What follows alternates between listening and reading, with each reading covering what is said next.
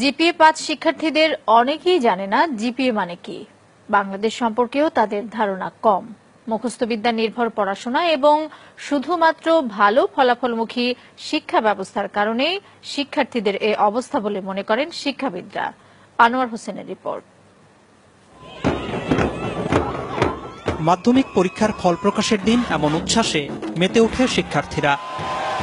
ভালো ফলের সর্বোচ্চ মাপকাঠি জিপিএ-৫ যারা পায় তাদের আনন্দ সীমা ছাড়ায়। প্রশ্ন উঠেছে বছর বছর পাশের হার আর জিপিএ-৫-এর সংখ্যা বাড়লেও শিক্ষার মান বাড়ছে কিনা। এর জবাব খুঁজতে আমরা কথা বলি এবার এসএসসিতে পাশ করা কয়েকজন শিক্ষার্থীর সঙ্গে, যাদের মধ্যে ৬ জন জিপিএ-৫ পেয়েছে। তাদেরকে আমরা কিছু প্রশ্ন করি। জিপিএ এটার পূর্ণাঙ্গ রূপ কি? জানি না, এখন মনে পড়ছে না। GPA grating point. এসএসসি এটার পূর্ণাঙ্গ রূপ কি? এখন আমার মনে পড়তেছে না। Junior school certificate. School secondary certificate. আমি জিপিএ-৫ পেয়েছি, ইংরেজিতে কি হবে? I am GPA 5. I give a GPA 5. I get GPA 5. I will. মোট ১৩ জনকে প্রশ্নগুলো করা হয়েছিল, কিন্তু কেউই সঠিক জবাব দিতে পারেনি।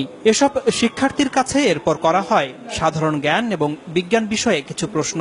পাঠ্য বইতে বিভিন্ন সময় পড়লেও খুব কম প্রশ্নেরই সঠিক উত্তর দিতে পারে তারা। শহীদ মিনার কোথায়? সরি, জানি না। অপারেশন সার্চলাইট এটা কি? অপারেশন সার্চলাইট জানি না। অপারেশন করার সময় যে লাইটটা জ্বালায় ওইটা হয়তো জানি, কিন্তু তার বেশি কিছু জানি না। 25শে মার্চ কাল রাতে পাকিস্তানি হানাদার বাহিনী যে প্ল্যানিং করে আমাদের দেশে হঠাৎ আক্রমণ করে, ওইটাকে অপারেশন সার্চলাইট বলা হয়। শহীদ বুদ্ধিজীবী দিবস কবে? শহীদ বুদ্ধি দিবস জানি না। 17 আগস্ট। 10 ডিসেম্বর। আন্তর্জাতিক মাতৃভাষা দিবস কবে? জানি না। স্বাধীনতা দিবস কত তারিখে? স্বাধীনতা দিবস 16 ডিসেম্বর। বিজয় দিবস কবে? বিজয় দিবস হচ্ছে 26শে ডিসেম্বর। জাতীয় স্মৃতিসৌধ কোথায়? জাতীয় স্মৃতিসৌধ হচ্ছে পাই না। রণসঙ্গীত কে রচনা করেছে? পারি না। রবীন্দ্রনাথ ঠাকুর। বাংলাদেশের জাতীয় সঙ্গীতের রচয়িতা কে? কাজী নজরুল ইসলাম। মাউন্ট এভারেস্ট কোথায়? ইংল্যান্ড। তুমি সায়েন্সে পড়েছ। পিথাগোরাস কে? একজন ঔপন্যাসিক। নিউটন কোন তত্ত্বের জন্য বিখ্যাত? জানি না। আইনস্টাইনের কোন তত্ত্ব কি তোমাদের পড়িয়েছে? আইনস্টাইন না, নিউটনের পড়ছি, কিন্তু আইনস্টাইনের পড়ি নাই। নিউটনের তত্ত্বটা কি, নাম কি? গাছ থেকে মানে আপেল পড়ার যেই তত্ত্বটার নাম কি? নামটা মনে নেই। বাংলাদেশের বর্তমান রাষ্ট্রপতির নাম কি? বাংলাদেশের বর্তমান রাষ্ট্রপতির নাম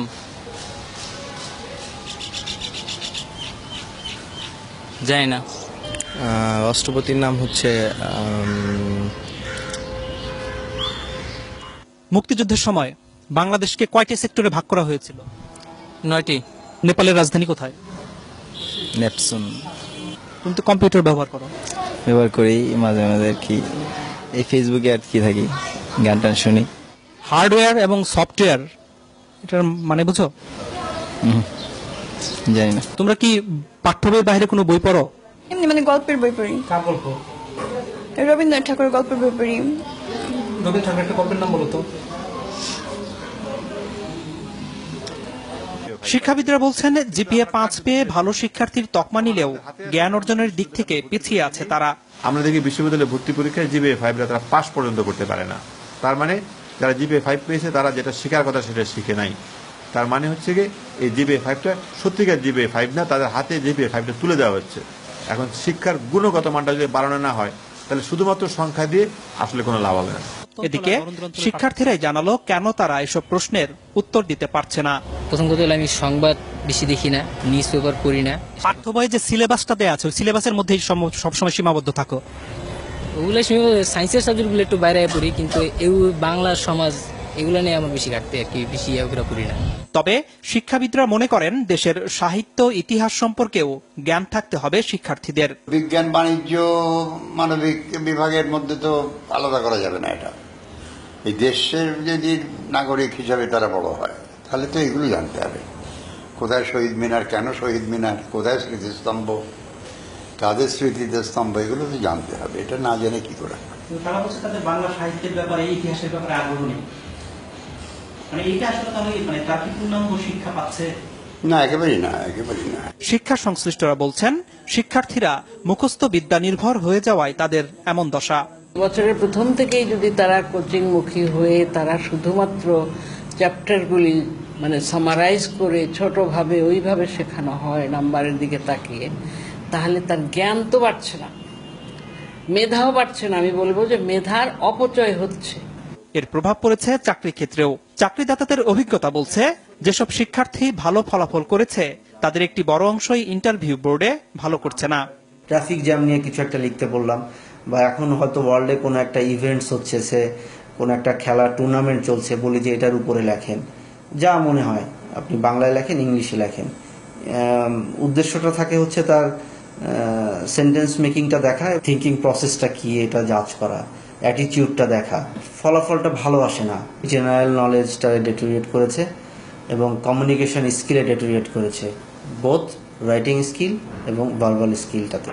এমন বাস্তবতায় শিক্ষার্থীদের গুণগত মান নিশ্চিত করতে তারা যেন মুখস্থের পরিবর্তে পাঠ্য বই আগাগোড়া পড়তে এবং পাঠ্য বইয়ের বাইরেও বই পড়তে উৎসাহিত হয়, সে ব্যাপারে অভিভাবক এবং শিক্ষকদের জোরালো ভূমিকা রাখার আহ্বান শিক্ষাবিদদের। আনোয়ার হোসেন, মাছরাঙা সংবাদ, ঢাকা। أنا خلاص لا لا لا لا لا يا أنت اللي بدأت يا شاكر شاكر أنت اللي شاكر يا إخوان أنت اللي بدأت لا يا أنت اللي بدأت يا سامي لا لا